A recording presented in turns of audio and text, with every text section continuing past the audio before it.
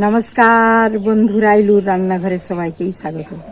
বন্ধুরা, প্রতিদিনের মতো আজও চলে এসেছি তোমাদের সাথে একটা দুর্দান্ত রেসিপি শেয়ার করবো বলে। তো রেসিপিটি কিন্তু দারুণ মজার খেতে হয়, ছোট বড় সবাই কিন্তু এটা মজা করেই খাবে। আর বানানো খুবই সোজা, খুব একটা বেশি উপকরণও লাগে না। আমি যে উপকরণ দিয়ে তৈরি করব রেসিপিটা, সেই উপকরণগুলো সবারই বাড়িতেই থাকে। তো ভিডিওটি প্রথম থেকে শেষ পর্যন্ত দেখতে থাকো, আশা করি খুবই ভালো লাগবে। আর আমি যে রেসিপিটা বানাবো সেটার নাম হচ্ছে ফুটন্ত গরম দুধে বাদাম দিয়ে, দুর্দান্ত রেসিপি।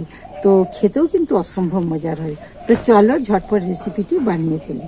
চলে এসেছি রান্নাঘরে। তো দেখো, আমি এখানে কিন্তু চীনা বাদাম নিয়েছি। এগুলো কিন্তু আমি ভেজেই নিয়েছি, তোমরা চাইলে কাঁচা বাদাম নিয়েও ভেজে নিতে পারো।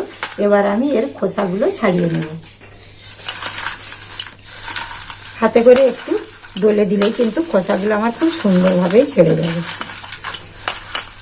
আমি এখানে একটা মিক্সিং জার নিয়েছি। আমি এই মিক্সিং জারের মধ্যে যে বাদামগুলো ছাড়িয়ে রেখেছিলাম এগুলো দিয়ে দেব।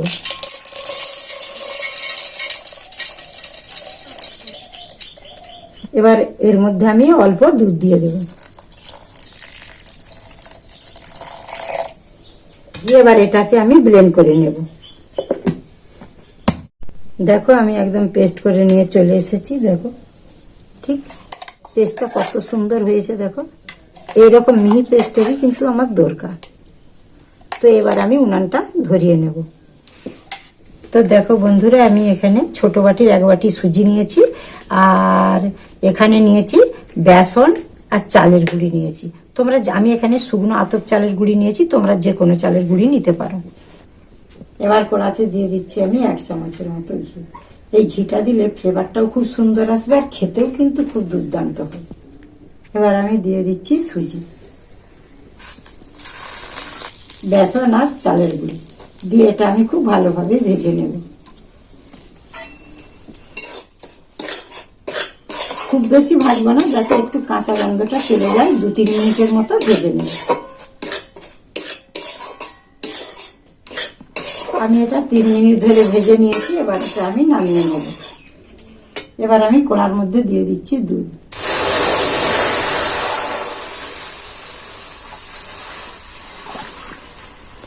আমি এখানে 2টো এলাচ ফাটিয়ে রেখেছিলাম, সেটা দিয়ে দিচ্ছি।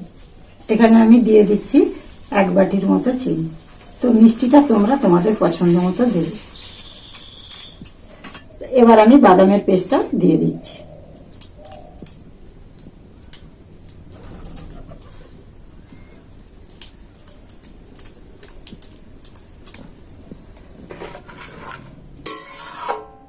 এবার আমি একটু নাড়াচাড়া করে এটা মিশিয়ে নিলাম। দেখো বন্ধুরা, ফুটতেও শুরু করে দিয়েছে, আর অনেকটা কিন্তু গাঢ় হয়ে গেছে। এই অবস্থায় আমি এই যে ভেজে রেখেছিলাম এগুলো অল্প অল্প দেবো আর নাড়তে থাকবো।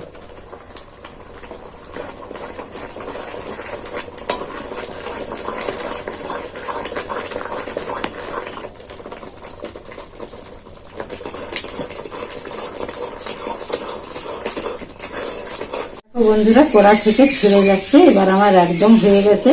আমি একটা ডোয়ের মতো করে নিয়েছি। এবার এটা আমি নামিয়ে দেবো, দিয়ে ঠান্ডা করে তোমাদেরকে দেখাচ্ছি।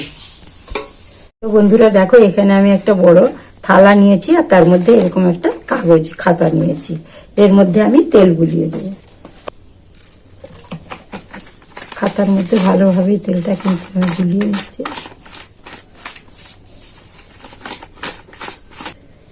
এবার এটা কিন্তু খুব ঠান্ডা হওয়া চলবে না। এই অবস্থায় কিন্তু আমি চেপে চেপে দিয়ে দেব।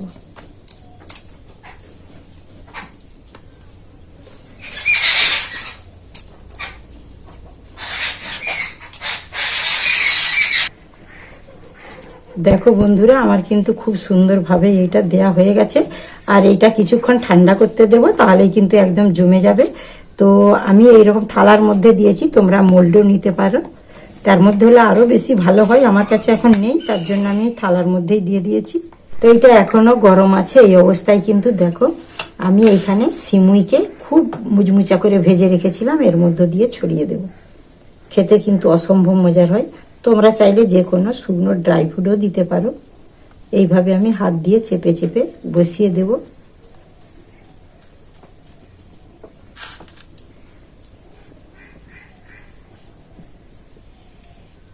এইটা একটু গরম অবস্থায় এরকম চেপে চেপে দিতে হবে, নইলে ঝরে পড়ে যাবে। এবার আমি এরকম প্লেটের মধ্যে দিয়ে এটাকে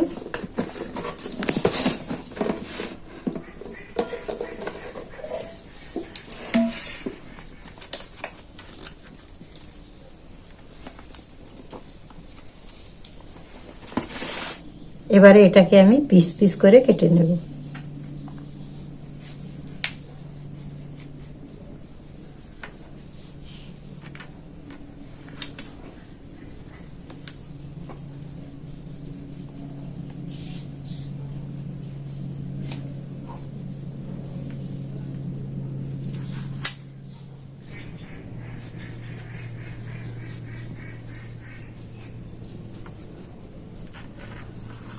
দেখো বন্ধুরা, এবার আমি এইভাবে তুলে নেব।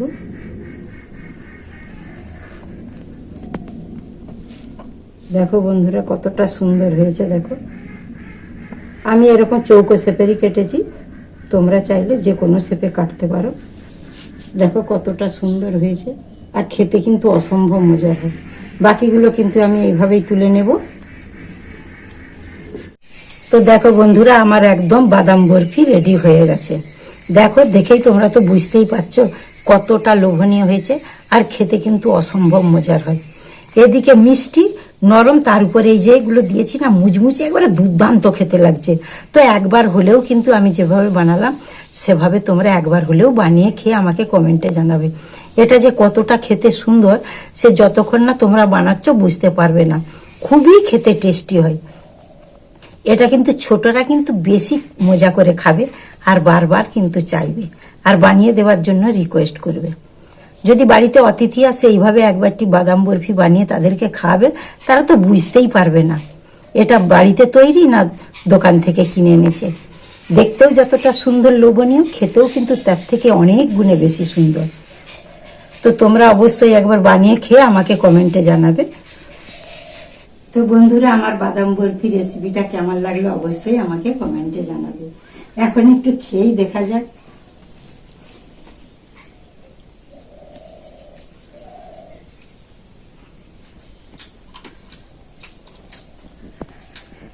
দুর্দান্ত লাগছে খেতে।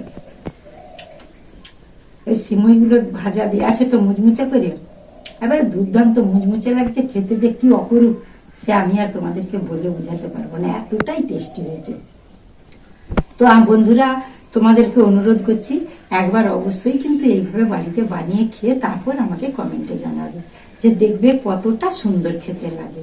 আর বানানো খুবই সোজা, খুব একটা বেশি উপকরণও লাগে না।